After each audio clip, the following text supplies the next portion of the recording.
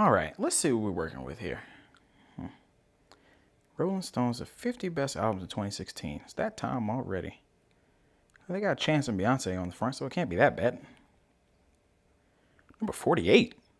This album was pretty good. Don't know. Number 43, Future. I mean, that album was okay. I wouldn't put that on a top 50 list, though. Views. The Views? Views?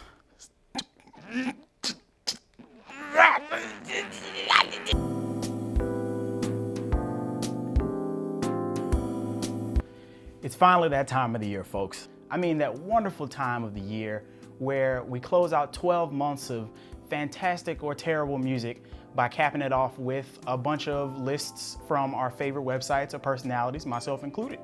And because our albums that we think should be on the list are not on there, we're gonna all collectively lose our shit. It's already happening. You've already seen your favorite websites and personalities and what have you. They're already dropping their lists and we're all going crazy. And the thing that gets me every year is that why are we still doing this? Not the lists themselves, because the list we expect. I mean, all of this good music comes out, especially in 2016. It makes a whole lot of sense because you're gonna get so much traffic from posting your favorite albums. Number 30, man, this is disrespectful to hip hop. But after so many years of seeing this over and over again, why are we still getting so mad about it? We get so angry. We love to argue, myself included. I don't want to sound so pretentious, but we love to argue about these things and then just go nuts like, why isn't my album number one? How do you think that album's number one? What is wrong with you? How did that even get on the list? And every single year we go to these websites and we see, we don't really care about the websites themselves. It's different when it comes to people like Dead End Hip Hop, Fantana, or even myself with Runaway Jukebox. You wanna see if your list compares, you know, your list in your head compares to what these people are saying. And it's nice if it does, but you shouldn't get so mad if it doesn't, you know? How could they do, look at this, number 28. I mean, come on. There are gonna be so many other albums that come after this that are not nearly as good. I'll say this over and over again until it's beaten into your head, but music is subjective when it comes to at least these single personalities. I mean, my list isn't gonna be the same as Anthony Fantano, and Ken from Dead End Hip Hop, his list isn't gonna be the same as Luke James. Because we all got different tastes and we might not have consumed the same albums, we like different genres or different people, and that's just the way that the game rolls.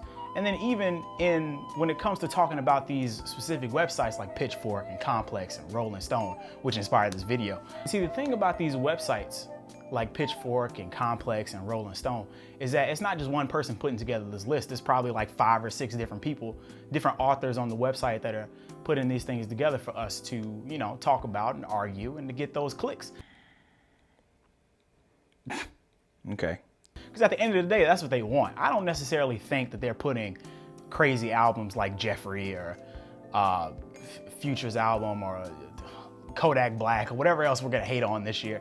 I don't think they're putting these things on the list on purpose. I mean, obviously there are people out there that genuinely fuck with this music.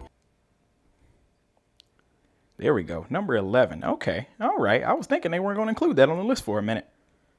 It's pretty good. Wait. Okay, see, now you just threw everything you just did, just went out the window. You trying to tell me that this is better than this? I mean, I didn't listen to Jeffrey, and I'm not taking anything from that at all.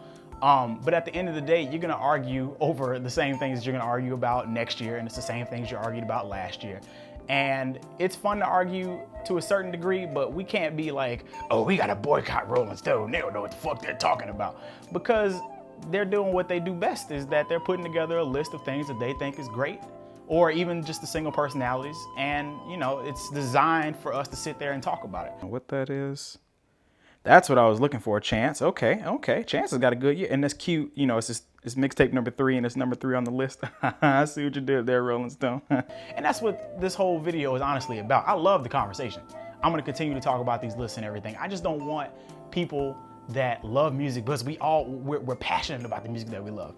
But I don't want it to get so crazy to where we tear down these people or we call them nuts, because you've seen the comment section on certain videos where it's just like, oh, you don't believe this, you're terrible, you should stop making videos, what the fuck are you doing? Not talking to me, you better not leave shit like that in my comment section. That's not where this belongs. But it's gonna be okay.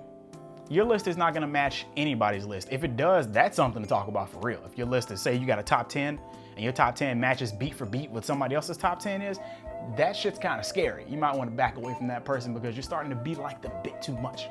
But it's fun to discuss, your favorite albums, your top 5 or your top 10 with your friends, and even compare these lists or whatever. Let's not go crazy if your favorite indie rap album is not at the top of everybody's #1 list, because most likely that's not gonna happen. They know what they gotta put at the top.